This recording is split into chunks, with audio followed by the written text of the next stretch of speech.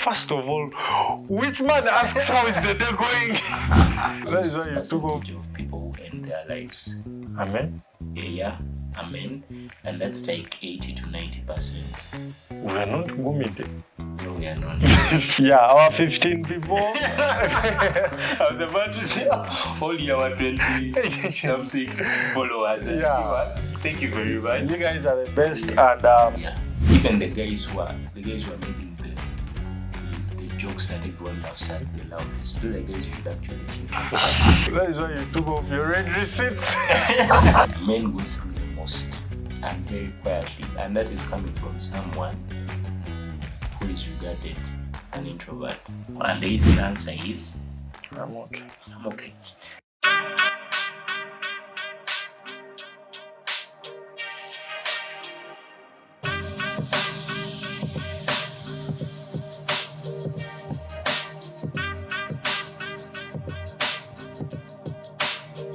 I'd like to begin this one off by talking about Sydney Gongodyo, who was now we talked to him in the past tense, and that is sad.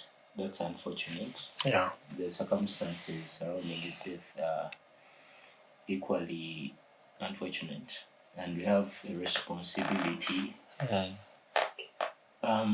With our voice, we all have a responsibility. Things like this make you realize that you do have a responsibility to speak up when certain things happen. And what was done was senseless. The mere fact that people, I think that it has happened for so long that people decide to dispense justice in a way that is inhumane, and that is how we came to this point. He'll never see his children grow up. He had children. Yes, he had children. Probably he will never teach them rugby. That was a choice that was taken away. Whether they would have played it or not, that is a choice that was taken away. And that for me has made me sad. And I think that is such a bad way for us to start the men's mental health awareness month. Yeah. May he rest in peace. And I think we need to do better as a society. I don't even understand how this culture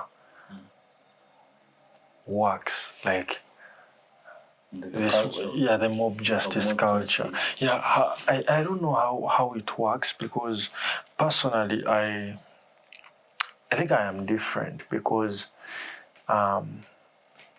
personally, like I can't, it's mental health awareness month, so I'm being honest. I have a history of temper. I have a history of temper, and that is rooted to my mental health. Yeah. And I understand how emotions can really be stirred up like rapidly, and sometimes you might find yourself in such a predicament. And what I don't understand is how far people can go. Because it does not take one blow to kill a man, and you go on and you beat someone and then witness his lifeless body. And what is the satisfaction in this? And as a society, what does this say about us? Because as people, we go on and blame everything else but ourselves. Yeah, and I think now it's time for us to take stock of that accountability, in a sense, because like now you could say that his death was not, it was years in the doing, because this mortification of society and its morals you get, and our I guess our need to, our connection with people and our empathy and at our core, it has been modified by every time such a thing has happened and we've not done anything about it. Yeah. You get. every time people have had, pent up anger and they've not dealt with it. Yeah. Every time people have had scenarios where they've encountered people that have treated them badly and they've stored that up, and someone finds that opportunity to dispense that anger in a way that makes them feel like they are justified even when they are not, especially in a circumstance like this. So I think that is also very clear now, especially in this matter. I think that's something we need to revisit as men, because you can always almost predict that 90% of the people who take part in that mob justice are men. And I think going from that, I just want to ask you, if we're talking about mental health, I've been thinking, do you think that men are hiding? Do you think that we, for a long time, have been running from dealing with our mental health? Yeah, we have been taught, like this is homegrown. Yeah. We have been taught that there is no place for weak men, and any man who exposes his emotions is weak. Yeah, he's a weak man. Yeah, he's a weak man. So you find that even fellow men will sit you down and they will tell you that you have to learn to live with your anger, to live with your emotions, and that is how we have grown up amidst bitter men. When we get the time, like the opportunity, to act on our emotions, that is when we let out all of this that we've been sitting on. You understand? So you have a fight with a woman, she cries it off and she sleeps. When you have a fight with a man, he goes off driving recklessly to get away from the situation. And you find that he's going to hurt people along the way. You find that a man, he cannot say the same things that you can say, and then he will go away with all of this anger in him, and the people who meet him along the way, they better not try him because he's in a tough spot at that moment.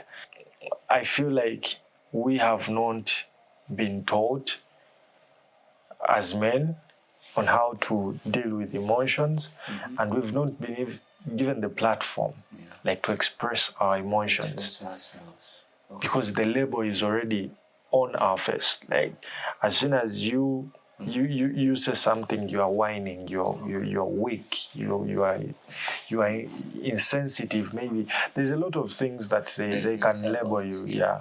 But if it is not being weak, if it is not, what then does a strong man look like? What then does, because I think it's hard to unearth that. It's hard to uproot that kind of mentality, because even when you say we've been told that, I know for a fact that there are very many boys who have been told when they are younger, like if they, for example, fell down, they tell them, get up, like boys don't get up and Boys don't cry. Boys don't cry. So if that goes to say that those are weak men are the ones who cry, then because then we have these emotions built up. We are emotional beings that we cannot avoid. Yeah. So what then does a strong man look like? What's that like? Is that on a personal level? You want my personal opinion on that? Yes, absolutely. I want your personal opinion, because then okay, to me, a strong man is one who will acknowledge his emotions. Okay. Who will acknowledge his emotions, you know? When I am sad, I am going to take the time to feel that sadness, because it's an emotion. I'm going to take the time to feel that sadness, and during that time, my mind is going to reflect on a lot of things. A lot of resolutions are going to come to my mind. A lot of enlightenment. So for me, a strong man is one who is able to process his emotions. A strong man is one who is able to forgive. To forgive, because when someone tells you to not cry when you are suffering, you do not let go of what you are suffering from. You hold on to it. Because now you are keeping it in, you are caging it in, so you hold on to it. So being able to process your emotions puts you in a place where you can move on from situations. You can learn.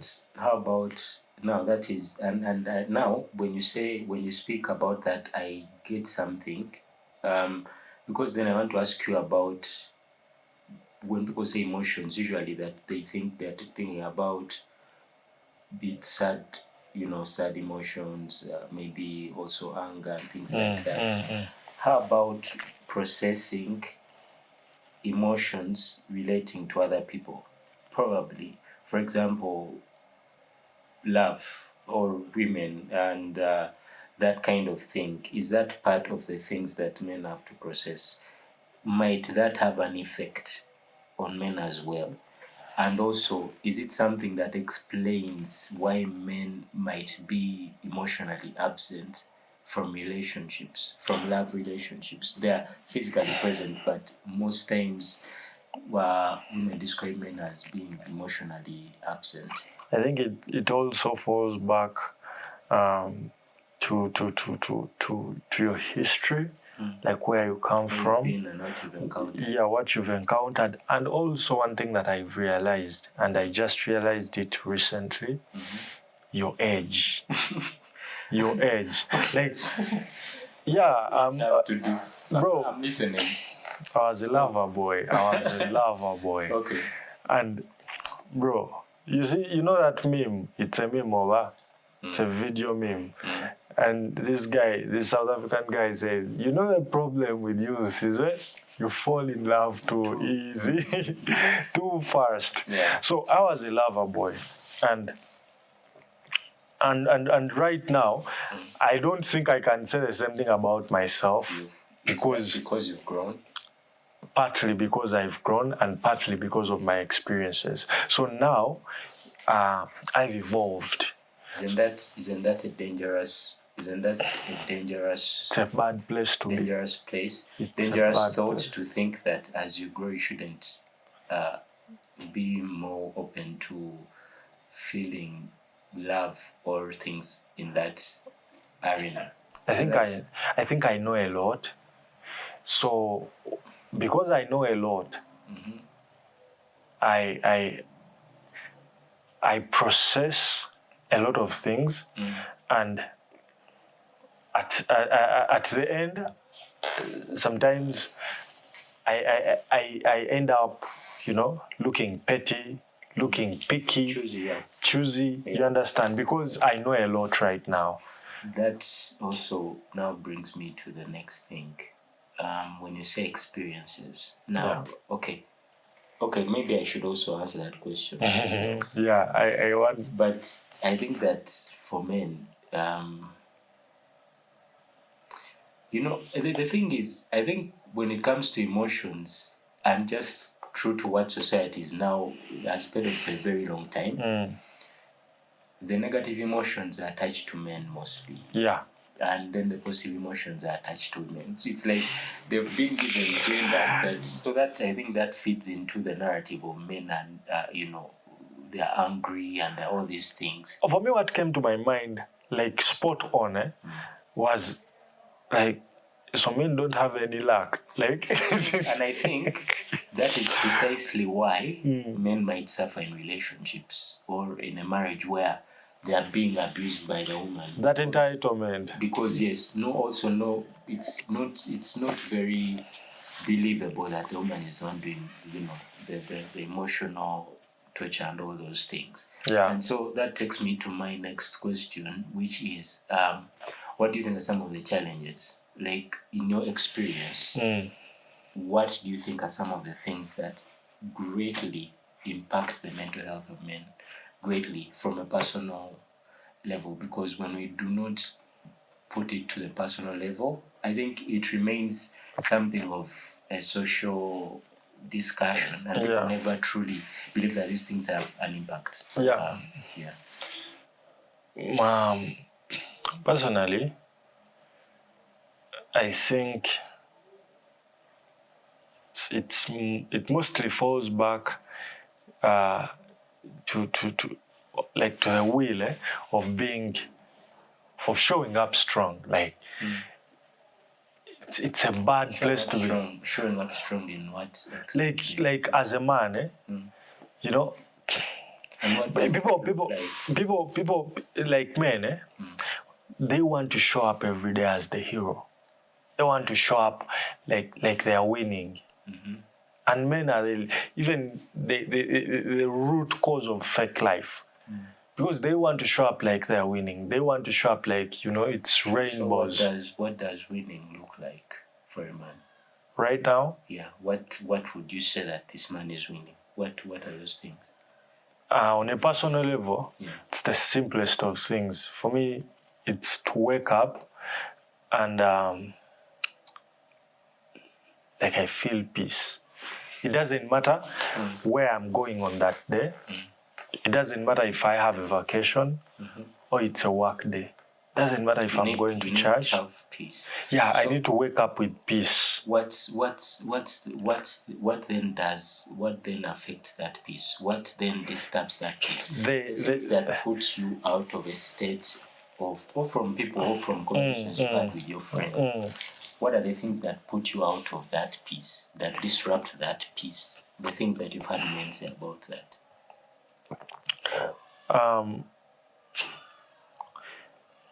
To be like it's the urge to be like another man other than yourself. Like comparison. Yeah, comparison. To be another man other than yourself. Someone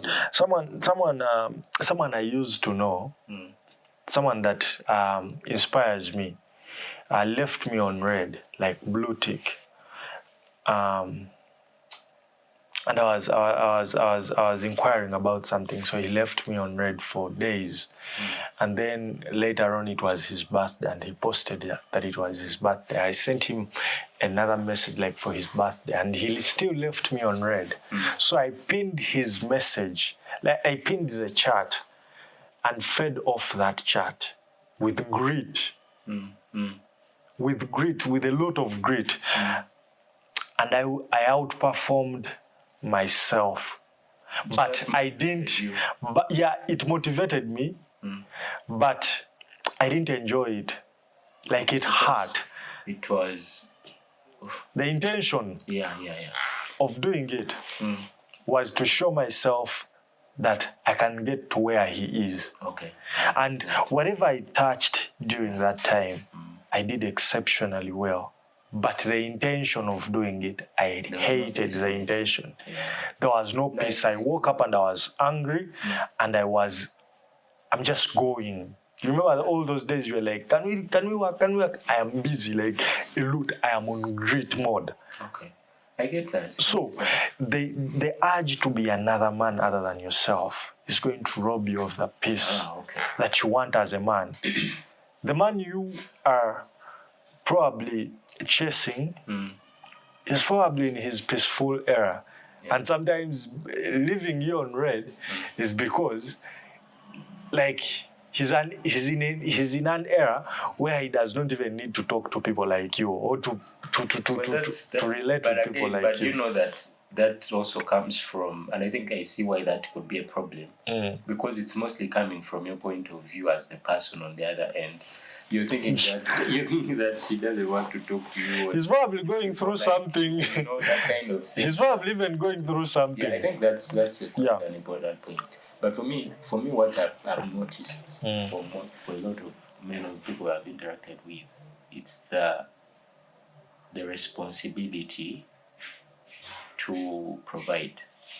I think that's something that's something that really a lot of men are struggling with, that like it puts them in such a bad mental state because they cannot freely talk to people about what's going on. Or for the people they want to provide for, they cannot be vulnerable enough to tell them that things perhaps are not working out, or I need help here and there, because that again goes back to the narrative of being weak. You're not doing enough. Yeah. So for me, I think that's one of the other things. But I've also about concerning health as men. They say that for a lot of men, we do not seek maybe healthcare until sometimes it's really too late. Like if a man really goes to hospital, there's that ongoing joke that if a man decides to go to hospital, then he's probably about to like die. Like it's his time. Yeah, it's probably. So we don't really take our health. We don't take ourselves. I don't know if it's not taking ourselves seriously, or we are just numb to everything going on because we are so focused on trying to chase a goal. What do you think about that? Is it from a place of not sincerely not knowing what's going on in our bodies, or we are just too focused, or we are afraid of it? There is truth in everything that you've said, but I think it's because we, as men, we are living the fast life. Like, I rarely see men who have lunch and then rest to let the lunch settle. Bro, there's no time to rest for the lunch to settle because you're probably at work. No, I know people. I know a guy who does it. Yeah, and I've tried it. And I'm always just dozing because I'm waiting for the lunch to settle, and now I'm dozing. So imagine if you woke up with some pain in your arm. Be like, but I have to go to work. You understand? But I have to go to work. It will go away. I probably slept on my hand. Okay. You don't even tell anyone. Sometimes you even have a partner and you don't tell them. Be like, it will wear off. And then you go to work. You understand? And because you are a man, you wake up to other people's needs. You understand? Okay. And like you said, right about right at the beginning, sometimes we forget like ourselves. You understand? Like they need to provide. Yeah. So you wake up to other people's needs. The world, you're already in debt. How about yours? My needs. Yeah, who's going to take care of those needs? Bro, they normally come last. They normally come last because most of the men that we know, the only time they have good food is at a function or when they are treating someone to good food. I'm not talking about you. I'm not talking about you because I know. You're always having the most extreme examples. But at least I know that people do have, not everyone, but I know that sometimes people do have a decent meal. But also, for me, I think it's also because of fear. Yeah, fear. Like, sometimes men do not want to go to hospital. Bro, I have a weird story, but... Because of fear. And I think that is also something that we need to handle. I do not know how, because someone will say something like, if you go and do tests, you probably find what you're looking for. You get? Now, but also, and still on the matter of health, there are some very damning statistics that I have recently come across, courtesy of this month. And some of them, it's not even, I don't even think those are exact numbers. They could be more. Yeah, they could be more. Well, first of all, the highest percentage of people who end their lives. Amen. Yeah, amen. And that's like 80 to 90%. We are not gumite. No, we are not. People are going through the most. Yeah, bro. Who go through that, who complete suicide. Amen. There's language around that. You realize I said complete. Yeah. And then, bro, that's something. Just if even one is too much, one is too many for that. It's life. Yeah. It's a life, yeah. And then 12 men. That makes it about 12 men a day. And I don't think that number is even close to, like, I think it's probably higher. And that is my question, something that I've been thinking about asking you. Do you think we are doing enough for each other? Do you think as men, are we standing around for each other? Yeah. And for me, and I think I'll answer this one first. Yeah. I think we are also making friendships sometimes that aren't going to the core, because we are so very used to like being in the first lane and like glossing over everything. Everything is surface level. Friendships that are not really, but also because we also go through this thing of where we expect that everyone is okay. For example, when I ask you, how are you? And someone, because of this math people are making, someone posted something and said, today truly ask a man, like, how are you? And if you like lean into that question, and someone said, well, most of them will say they don't know. Because the fact is we don't really know. And the easy answer is, I'm okay. I'm okay.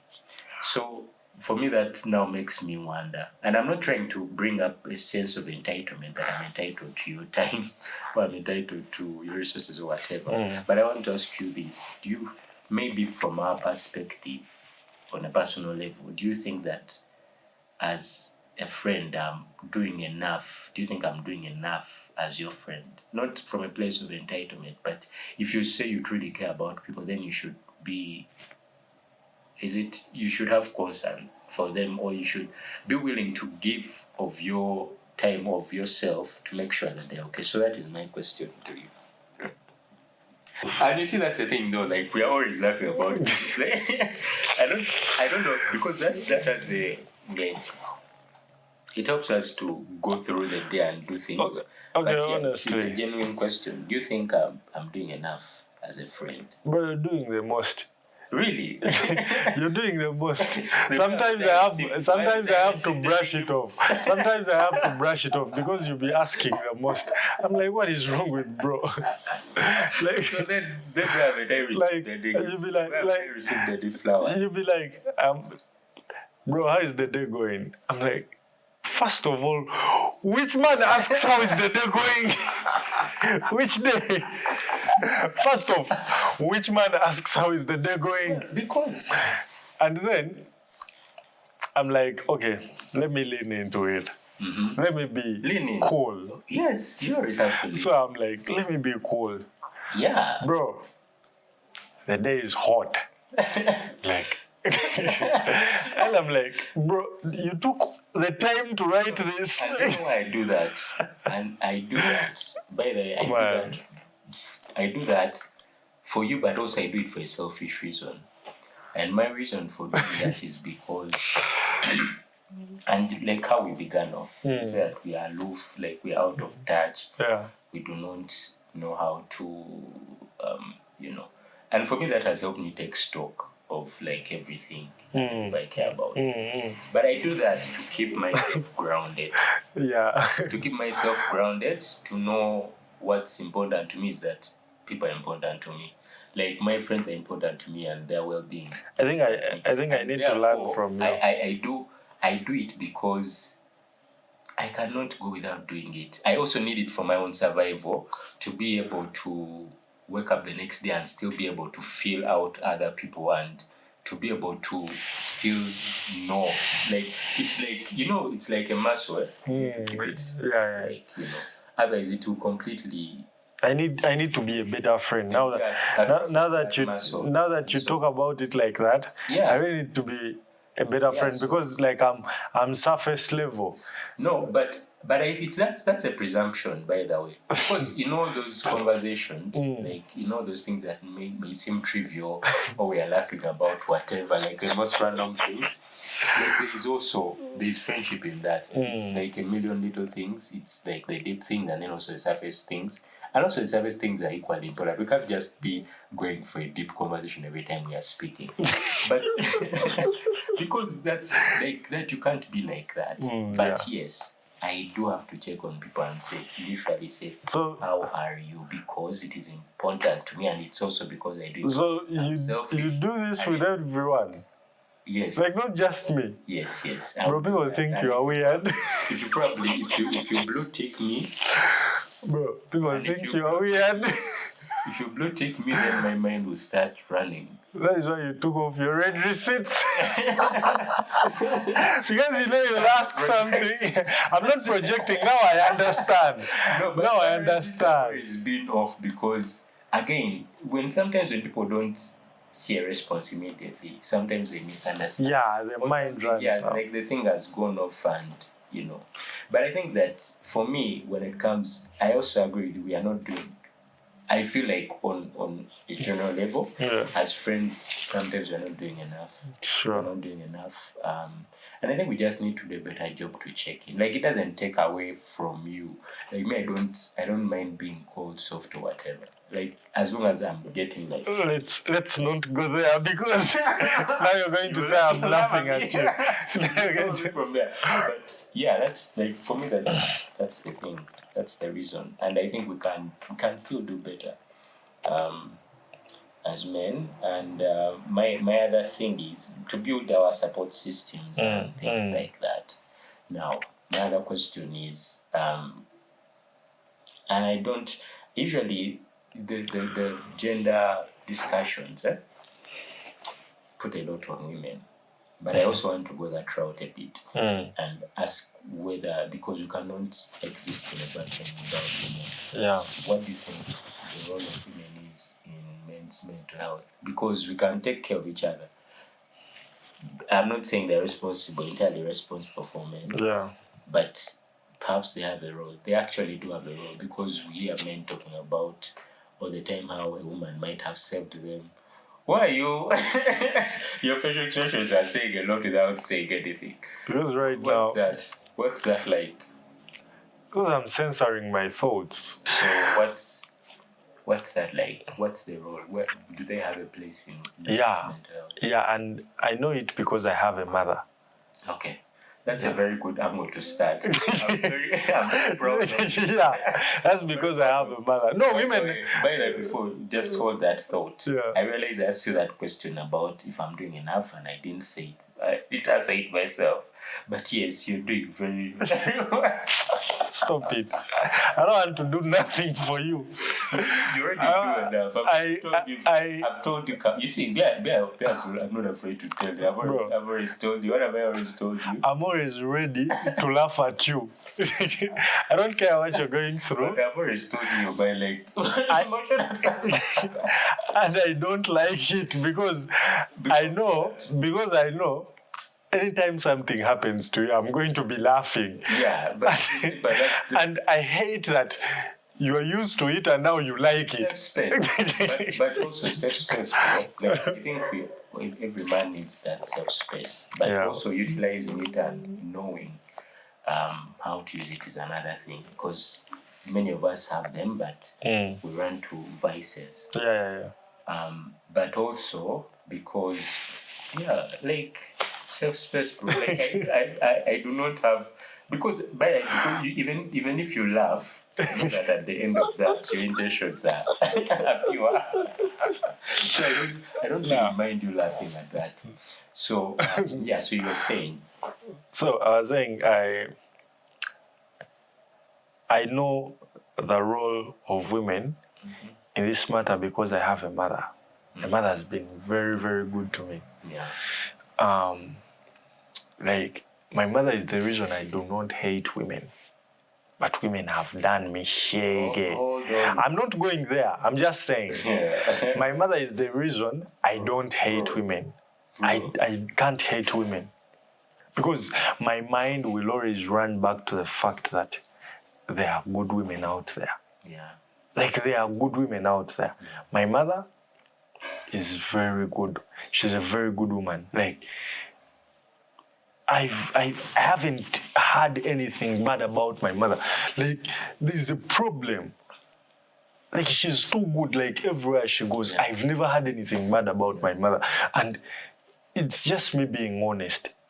So, yeah, so I can't convince my mind, no matter what I go through with women. I can't convince my mind that women are bad people. Like, even when women do bad things to me, my mother is the first to console me. Like, when you are laughing, but also do not make it seem like you're always no, not always, because you're not always like dating around. No. Don't say like people when he says women, he's probably just saying one woman. Like, yeah, I'm just saying. Okay, like three. No, like no. What? Okay, but I'm not referring to the entire girl child assembly. Okay. No, like I mean, like when you say, I don't want people to get the idea that you're saying, when someone says women. No, I mean, I don't mean like relationship-wise. Like, I mean like on in a general perspective. Yeah. And that's you have such a good. Women have stolen my clothes, bro. I'm just being honest. I'm not saying. I want people to understand me. It's not because I've been dating around. They've your money and they refuse to pay me back. Like, they are weird. Like, that was your fault. I was saying, women are very important, and it's because I've experienced it. Like, women will put you in a very good mental state. Like, you find good women. Women who are good to you. I don't mean like good women like figuratively. I mean women who are good to you. Okay. Women might be good, but they're not good to you. So I mean women who are good to you. When you find women who are good to you, they will put you in a very good spot. And I love that you really brought out a good point. That you can never hate women. I can't. That's a good, considering also the climate we are in of men who are hung up on hating women. And yeah, I don't understand that, and I actually don't understand gender hate. For me, I think with the role of women in this thing,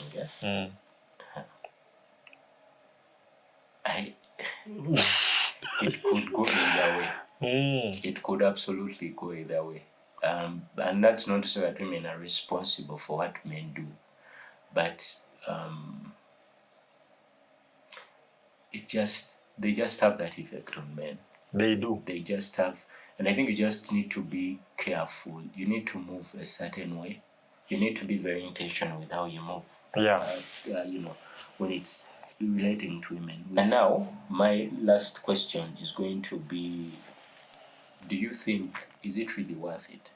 I've not heard of a women's mental health month, but I know that we are now having it because in this day and age it's becoming apparent that we need it as men. Because when we talk about our health nowadays, a lot of men are shamed out of, I think even for physical appearance, for a long time it didn't really matter to men. Like, it would be, it would, but it's not something that would disqualify you from being man. I don't think that it's something we cared much about. But now people do care about that. But I think also we are now caring about mental health. So my final question, it might seem obvious or not, is it really necessary right now, or are we overreacting and asking for a stage that we don't really need? Are we perfectly fine? Are you fine? Do you really need a mental health awareness week? Do you absolutely need that? I need it for its rightful purpose. Which is what? I don't need a parade. I need action. And I need awareness because it's mental health awareness month. So I need awareness. I need